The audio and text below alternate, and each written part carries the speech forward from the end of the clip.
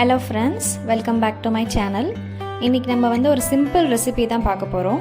So மாங்காய் தொக்கு வந்து எப்படி பண்ணுறதுன்னு சொல்லிவிட்டு, மாங்காய் தொக்கு நம்ம ஆற்றுலேயே எப்படி நல்லா பண்ணலான்னு பார்க்கலாம். ஸோ அதுக்கு கொஞ்சம் ஒரு பெரிய மாங்காய் எடுத்திருக்கேன். அதை தோல் சீவிட்டு கேரட் சீவியில் போட்டு நல்லா சீவி வச்சுக்கோங்க. ஸோ அது வந்து கடை ஊறுகாலாம் வாங்குறதுக்கு இந்த மாதிரி நம்ம வீட்டிலே பண்ணி வச்சுக்கிட்டோம்னா டேஸ்ட்டாகவும் இருக்கும், தொட்டுக்கிறதுக்கு சாப்பிட்றதுக்கும் நல்லாயிருக்கும். ஸோ இந்த மாங்காய் அரைச்சதை வந்து நல்லெண்ணெய் கொஞ்சம் நேரம் கொதிக்க விட்டுட்டு கடுகு வந்து போட்டு தாளிச்சிட்டு இந்த கிரேட் பண்ணி வச்சுருந்த மாங்காயை வந்து நம்ம அதில் போட்டு மிக்ஸ் பண்ணிக்கிறோம். மாங்காய் அந்த போட்டது வந்து நல்லா சுண்டி வர அளவுக்கு கொஞ்சம் வெயிட் பண்ணுங்கள். அதில் தேவையான அளவுக்கு உப்பு, அப்புறம் மஞ்சள் பொடி, காரப்பொடி, பெருங்காயம் இது எல்லாமே போட்டுக்கோங்க.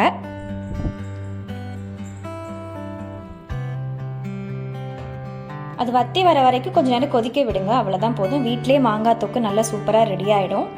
கொஞ்சம் எண்ணெய் வந்து பிரிஞ்சு வரணும். அதே மாதிரி எண்ணெய் கொஞ்சம் நிறையாவே தேவைப்படும். எண்ணெய் கொஞ்சம் நல்லா இருந்தால் தான் தொக்கு நல்லா இருக்கும்.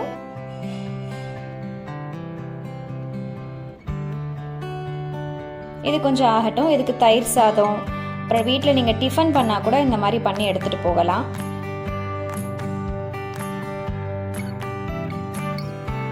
அதுக்கு முன்னாடி நீங்கள் நம்ம சேனலுக்கு ரொம்ப புதுசு அப்படின்னா கண்டிப்பாக சப்ஸ்கிரைப் பண்ணுங்கள், சப்போர்ட் பண்ணுங்கள், லைக் பண்ணுங்கள், கமெண்ட் பண்ணுங்கள். தயிர் சாதம் பண்ணுறதுக்கு சாதத்துக்கு நல்ல கூழாக இருக்கிற மாதிரி எடுத்துக்கோங்க. ஒரு 5-6 சவுண்டு நான் விசில் விட்டு எடுத்திருக்கேன். தயிர் சாதம் பிசையும் போது கொஞ்சம் ஃபஸ்ட்டு ஒரு 1/2 கப்பு பால், அப்புறம் தயிர் போட்டு நல்லா பிசைஞ்சிக்கிட்டிங்கன்னா நல்லா சூப்பராக வரும்.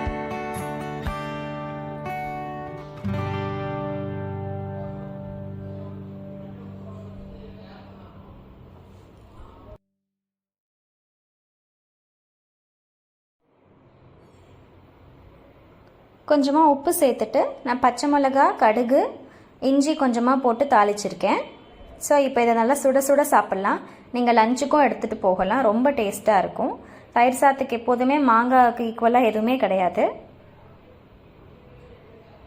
தொக்கு பாருங்கள் நல்லா வந்திருக்கு. அதே மாதிரி நான் வீட்டில் போட்ட மாங்காய் வடுவும் சொல்லி இதில் போட்டிருக்கேன். மாங்காய் வடு எப்படி பண்ணணும்னு தெரியணும் அப்படின்னா என்னோடய சேனலில் போனீங்கன்னா மாங்காய் வடு ரெசிபி இருக்குது, பார்த்துக்கோங்க. தேங்க்ஸ் ஃபார் வாட்சிங்.